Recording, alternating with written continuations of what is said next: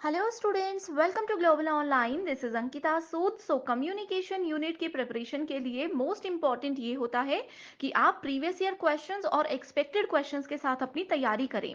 इसीलिए स्टूडेंट्स, आज की सीरीज में आपके लिए मैं बहुत ही ज़्यादा इंपॉर्टेंट क्वेश्चंस की सीरीज लेकर आई हूँ, जो कि as it is upcoming examination में पूछे जा सकते हैं। हमेशा की तरह हर एक क्वेश्चन के आंसर के साथ आपको एक्सप्लेनेशन भी दी जाएगी, ताकि आप सबके सारे कॉन्सेप्ट्स आसानी से क्लियर होते रहें। तो चलिए फिर सेशन पर आगे बढ़ते हैं।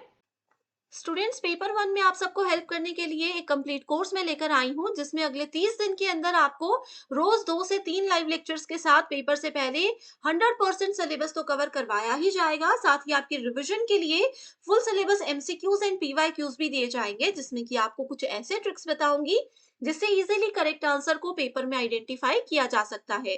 फाइनल प्रिपरेशन के लिए अपडेटेड मॉक टेस्ट है and 5000 plus MCQ question bank है, जो कि एक्सप्लेनेशन के साथ आपको मिलेगा। एंड यकीन रखिए कि इसमें से एज इट इज सवाल पेपर में आपको देखने को मिल सकते हैं। लिमिटेड पीरियड के लिए ये डिस्काउंट आपको दिया जा रहा है। इसके लिए आपको गिवन नंबर्स पर व्हाट्सएप के थ्रू कॉल या मैसेज करके पूरी जानकारी लेनी है। साथ ही स्टूडेंट्स, फ्री वीडियोस और मॉक टेस्ट के लिए ग्लोबल ऑनलाइन ऐप को डाउनलोड कीजिए। स्टोर सेक्शन पर सर्च बार में आपको लिखना है कोर्स का नाम। कंटेंट पर जाते ही आप देखोगे कि यूनिट वाइज फोल्डर्स हैं, जिससे कि आप कभी भी किसी भी यूनिट से अपनी रिवीजन को स्टार्ट कर सकते हो। आपके स्टेट के अलावा अदर स्टेट्स के पीवाईक्यूज भी हम आपको देते हैं प्रैक्टिस के लिए, ताकि आपको अपकमिंग एग्जामिनेशन के लिए एक आइडिया मिल जाए कि किस लेवल के सवाल पूछे जा रहे हैं। तो ये एक ऐसा कोर्स है जो डेफिनेटली स्टूडेंट्स आपको एग्जाम क्वालिफाई करने में हेल्प करेगा। दो स्टेटमेंट्स आपके सामने दी गई है। स्टेटमेंट वन बोलती है, in communication language ambiguity takes place because of the incorrect use of words. तो सबसे पहले आपको लैंग्वेज एम्बिग्विटी के बारे में पता होना चाहिए। देखिए, इसको हिंदी में भाषा में अस्पष्टता बोला जाता है। अब एम्बिग्विटी क्या मतलब होता है? अगर मान लीजिए किसी एक बात के मल्टीपल मीनिंग निकलते हैं, जैसे मैंने आपको नॉर्मल सी बात बोली कि आज आप बहुत सुंदर लग रहे हो, तो मैं तो आपकी तारीफ कर रही थी, लेकिन आपने क्या किया, इस बात का दूसरा मीनिंग पकड़ लिया कि अच्छा, मुझे आज सुंदर बोला, इसका मतलब है मैं रोज सुंदर नहीं लगती हूँ। तो ये लैंग्वेज एम्बिग्विटी होता है, जो कहता है कि एक ही बात के हर पर्सन के लिए अलग अलग मीनिंग हो सकते हैं। तो कम्युनिकेशन में जब लैंग्वेज एम्बिग्विटी होता है, ये होता है because of incorrect use of words. So incorrect use of words या फिर इनकरेक्ट टोन ऑफ वर्ड्स अगर होगी तो एम्बिग्विटी कहलाती है। तो ये बिल्कुल सही ऑप्शन है। स्टेटमेंट टू बोलती है, informal time terms lead to different interpretations. Informal time terms यानी कि अनौपचारिक समय शर्तों का मतलब होता है, जैसे आप मुझे मान लीजिए बोल रहे हो कि हमारी क्लास कब है, तो मैं आपको बोलूंगी 5:07 पर अपनी क्लास है। 5:07 पर, तो मेरा मतलब था कि 5:07 पर अपनी क्लास होनी थी। आपने उसको ये सोच लिया 5 बजे और 7 बजे अपनी क्लास होगी। तो ऐसे जो टाइम में या इंफॉर्मेशन देने में कम्युनिकेशन के दौरान गड़बड़ हो जाती है, उसको इनफॉर्मल टाइम टर्म्स बोला जाता है।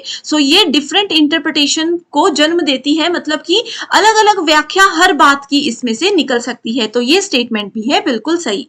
तो करेक्ट आंसर क्या होगा? Option number 1, that is both statements are correct. Which of the following are true of the communication process? communication के लिए, संचार प्रक्रिया के लिए कौन कौन सी statements true है? It is purposeful, यानी कि कम्युनिकेशन, संचार जब आप करते हैं तो उसका कुछ ना कुछ पर्पस, कुछ ना कुछ उद्देश्य होना चाहिए, तभी तो कम्युनिकेशन करेंगे। ये ऑप्शन बिल्कुल सही है। Next is, every communication is punctuated, यानी कि हर एक संचार में विराम चिन्ह होता है। बिल्कुल सही है। अब देखो, आप कोई भी सेंटेंस बोल रहे हो, नॉर्मल किसी के साथ कम्युनिकेट कर रहे हो, तो उसमें थोड़ा सा पॉज लेना, थोड़ा सा विराम होना बहुत ज्यादा जरूरी है।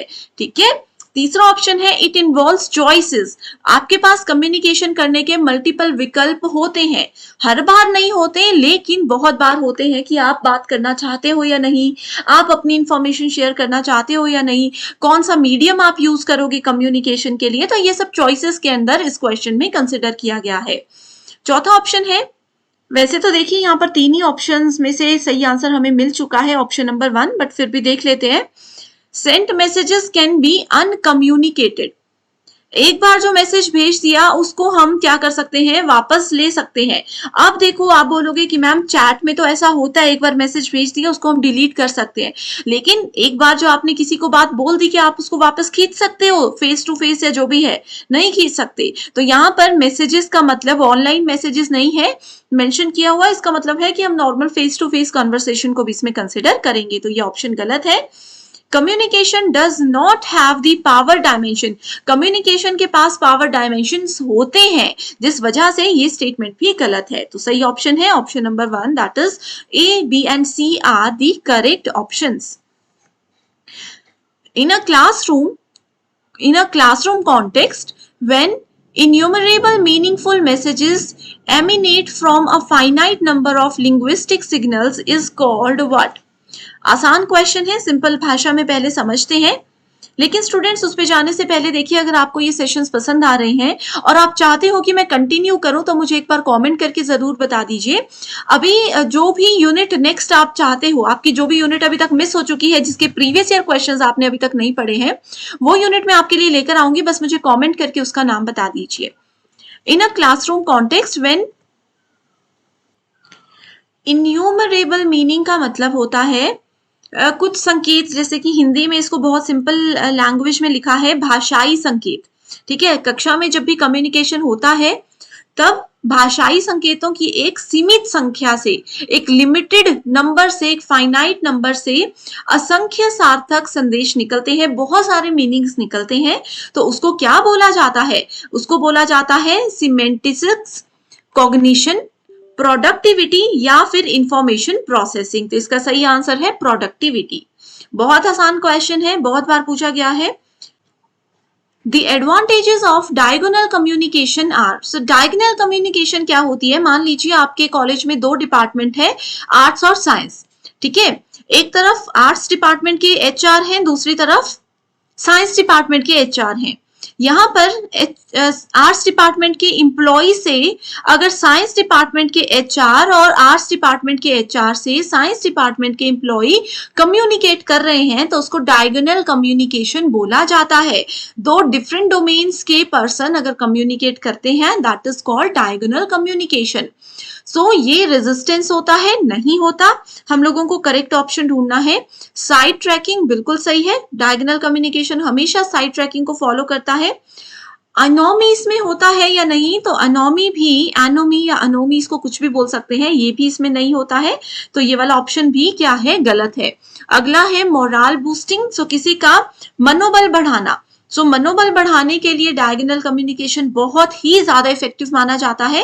एंड लास्ट है कोऑर्डिनेशन, यानी कि समन्वय। तो कोऑर्डिनेशन के लिए, यानी कि एक डिपार्टमेंट का कोऑर्डिनेशन दूसरे के साथ अगर करना है तो डायगोनल कम्युनिकेशन, विकर्ण संचार उसमें बहुत ज्यादा लाभकारी होता है। तो सही आंसर है B, D and E, that is option number D. Communication barriers दिए गए हैं एक तरफ, दूसरी तरफ उनके एग्जाम्पल्स दिए गए हैं। तो पहला बैरियर है साइकोलॉजिकल, ऑर्गेनाइजेशनल, पर्सनल या फिर सिमेंटिक। तो हम सबसे आसान ऑप्शन को पहले पकड़ेंगे और उसके बाद फिर सही आंसर को ढूंढने जाएंगे। पर्सनल बैरियर से शुरू करते हैं। अब देखिए, 2 व्यक्ति अगर बात कर रहे हैं, मैं बहुत अच्छे से इंफॉर्मेशन आप लोगों को दे रही हूँ, लेकिन आप लोग उस इंफॉर्मेशन को नहीं सुन पा रहे। आपका बैकग्राउंड अच्छा है, आपका दिमाग बहुत तेज है, आप लोगों के आसपास नॉइज नहीं है, मेरे लेक्चर्स आप लोगों तक पहुंच रहे हैं, फिर भी आप नहीं सुन पा रहे हो। तो ये हमारी कम्युनिकेशन में पर्सनल बैरियर होता है। तो ऑप्शंस देखते हैं। टेक्निकल लैंग्वेज का यूज नहीं कर रही हूं मैं। पुअर रिटेंशन, पुअर रिटेंशन क्या होता है? जब कोई चीज अगर आपको बताई जा रही है और आप उसको भूल जा रहे हो, ठीक है, वो भी पर्सनल में नहीं आता है। फंक्शनल स्पेसिफिकेशंस, फंक्शनल स्पेसिफिकेशंस आपका जो है ये आता है ऑर्गेनाइजेशनल बैरियर के अंदर। ठीक है, और लास्ट ऑप्शन है fear of challenge to authority. तो पर्सनल बैरियर में ये होता है कि अथॉरिटी के चैलेंज से आप लोग डर रहे हो। ठीक है, सो सी को अगर हम 4th से मैच करेंगे, देखो यहाँ पर आंसर मिल गया। सिमेंटिक बैरियर क्या होता है? जब हमारी कम्युनिकेशन जो हम कर रहे हैं उसका बेस ही क्लियरली डिफाइन नहीं हुआ है, ठीक है। सो सिमेंटिक बैरियर होता है टेक्निकल लैंग्वेज का प्रयोग करना। अब जैसे मेरा पेपर 2 देखिए कंप्यूटर साइंस है, अगर मैं यहाँ पर आप लोगों को बहुत टफ लैंग्वेज में पढ़ाने लग जाऊं, बहुत टेक्निकल प्रोग्रामिंग लैंग्वेजेस का यूज करके पढ़ाऊं, तो आप नहीं समझोगे। इसका मतलब है बेस ही गलत बना रही हूं मैं, तो ये सिमेंटिक बैरियर होगा। तो फोर्थ का फर्स्ट, सी का फोर्थ, एंड साइकोलॉजिकल बैरियर होता है मानसिक किसी दिक्कत को लेकर के। तो अगर आप कोई चीज सुन रहे हो लेकिन उसको बार बार भूल जा रहे हो, तो वो पुअर रिटेंशन होता है, आपकी ध्यान की कमी भी इसमें हो सकती है। और इसको हम मैच करेंगे फोर्थ से, ऑर्गेनाइजेशनल को फंक्शनल स्पेसिफिकेशन से हम मैच करेंगे। तो ये आ गया सही answer. Which of the following are determinants in transactional communication?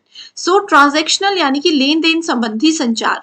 Transactional communication जैसे कि आप लोग फोन कॉल्स करते हो, एक पर्सन बोल रहा है, फिर दूसरा पर्सन फीडबैक देगा, फिर पहले ने बोला, फिर दूसरे ने बोला, तो ये ट्रांजेक्शनल कम्युनिकेशन है। तो इसमें इसके डिटर्मिनेंट्स कौन कौन से हैं, इसके निर्धारक कौन कौन से हैं? ओके, तो सबसे पहला ऑप्शन है सोशल कॉन्टेक्स्ट, यानी कि सामाजिक संदर्भ इसके अंदर आता है, जो कि बिल्कुल एक सही ऑप्शन है। अगला है कल्चरल कॉन्टेक्स्ट, बिल्कुल सही। रिलेशनल कॉन्टेक्स्ट भी इसका एक डिटर्मिनेंट होता है।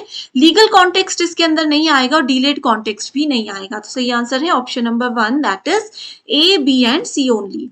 इसमें समझने समझाने का कुछ भी नहीं है, बहुत आसान क्वेश्चन है। बस आपको याद रखना है कि ट्रांजैक्शनल यानी कि लेन देन संबंधी जब भी हम कम्युनिकेशन करते हैं, तो उसमें आपको एक सोशल, आपका जो सामाजिक संदर्भ है कि जिस समाज में आप रह रहे हो, उन चीजों को भी ध्यान में रखना है, आपके कल्चर को भी ध्यान में रखना है, और रिलेशनल कॉन्टेक्स्ट को भी, संबंध परक को भी ध्यान में रखना है। कम्युनिकेशन मीन्स, संचार का क्या अर्थ होता है? सप्रेशन ऑफ इंफॉर्मेशन, सूचना का दमन। नहीं समझ आ रहा तो इसको आप लोग देखिए, इस क्वेश्चन में मैं आपको एक तरीका बताती हूँ। पहला ऑप्शन इसीलिए थोड़ा सा टफ है, मुझे भी नहीं समझ आया, छोड़ दो। दूसरा है एक्सचेंज। कम्युनिकेशन का क्या मतलब होता है? डेटा को, इंफॉर्मेशन को एक्सचेंज करना, बिल्कुल सही है। अंडरस्टैंडिंग, समझ भी होनी चाहिए, जो सामने वाला बोल रहा है वो आपको समझ भी होनी चाहिए। तो कम्युनिकेशन में अंडरस्टैंडिंग भी होती है। ठीक है, तो बी और सी सही है। अब देखो बी और सी साथ में कहाँ कहाँ पर है? इस ऑप्शन में भी साथ में है बी और सी, इस ऑप्शन में भी है। यहाँ पर बी नहीं है, यहाँ पर सी नहीं है, तो ये दोनों को हम हटा देंगे। अब देखते हैं कॉन्टेक्चुअलाइजेशन यानी कि प्रासंगिकता। सो जब भी हम कम्युनिकेट करते हैं तो उसमें प्रासंगिकता होना बहुत जरूरी है, कम्युनिकेशन का कॉन्टेक्स्ट होना बहुत जरूरी है।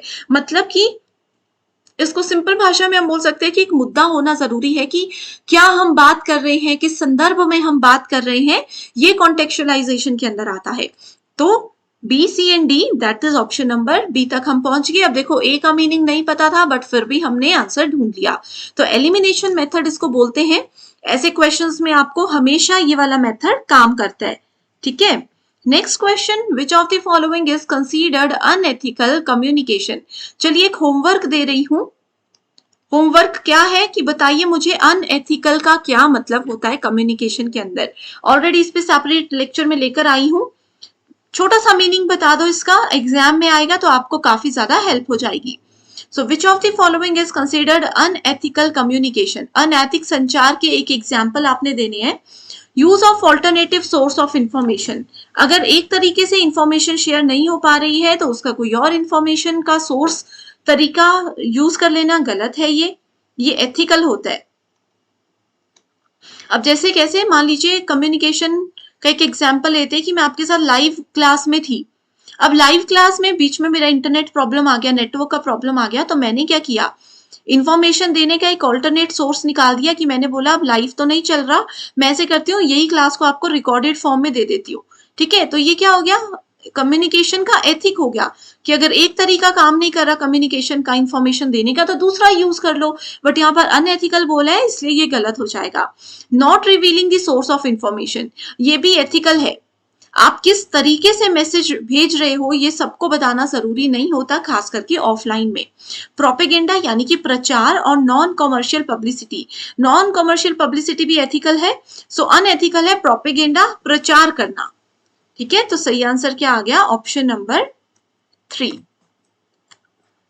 टाइप्स ऑफ कम्युनिकेशन दूसरी तरफ एग्जाम्पल दिए, सिंक्रोनस, एसिंक्रोनस, पार्टिसिपेटरी, अथॉरिटेरियन। सो सिंक्रोनस क्या होता है, जैसे कि फोन कॉल, उसमें क्या होता है, एक व्यक्ति अगर एक तरफ से बोल रहे हैं तो इमीडिएटली दूसरा व्यक्ति भी उनका रिप्लाई कर सकते हैं, हमें वेट नहीं करना पड़ता। ठीक है, जैसे लाइव क्लास है, लाइव क्लास में अगर हम होते तो मैं कुछ क्वेश्चन पूछती, आप इमीडिएट उसका आंसर मुझे देते, तो वो सिंक्रोनस है, बिना रुकावट के। ठीक है, वहीं अगर हम एसिंक्रोनस कम्युनिकेशन की बात करते हैं तो वो होता है जैसे अभी हमारा रिकॉर्डेड वीडियो है। ठीक है, मैं आपको मान लीजिए सुबह 6 बजे मेरा क्लास होती है, मैं 6 बजे आपको ये वीडियो दे रही हूँ, आप लोगों ने दोपहर को 10 से 12 के बीच में ये देखा, फिर जाकर आप मेरे होमवर्क क्वेश्चन का रिप्लाई कर रहे हो, तो मैंने वेट किया कि कोई रिप्लाई करेगा, कोई कमेंट करेगा, तो ये एसिंक्रोनस है कि एकदम से रिप्लाई यहाँ पर नहीं मिल पा रहा। ओके, सो इजिएस्ट के साथ ही शुरू करते हैं, बाकी एग्जाम्पल्स पर फिर हम बाद में जाएंगे। तो सिंक्रोनस मैंने आपको बताया, इमीडिएट फीडबैक, एकदम से रिप्लाई मिलता है। तो इसके एग्जांपल है फेस टू फेस, न्यूज़पेपर आपको रिप्लाई करता है, नहीं करता है। ऑर्गेनाइजेशन का हेड अपने एम्प्लॉइज को जल्दी से रिप्लाई करता है, नहीं करता है। ठीक है, अभी मेल करोगे तब जाकर कहीं 2-4 घंटे में रिप्लाई आएगा। बोर्ड रूम की मीटिंग में भी ऐसा नहीं होता है। तो सिंक्रोनस में जहां पर एकदम फीडबैक मिलता है, एकदम रिप्लाई मिलता है, वो होता है फेस टू फेस। एसिंक्रोनस आता है न्यूज़पेपर। ठीक है, न्यूज़पेपर आर्टिकल्स होते हैं एसिंक्रोनस की, इंफॉर्मेशन तो सुबह या पहली रात को रिलीज हो चुकी है, बट आप लोगों तक काफी देर से पहुंच रही है। पार्टिसिपेटरी रिसर्च, वैसे तो देखो यहीं से आंसर मिल जाएगा, ए का सेकंड है, बी का फर्स्ट है। ए का सेकंड, बी का फर्स्ट, ये देखिए आंसर हमें मिल चुका था।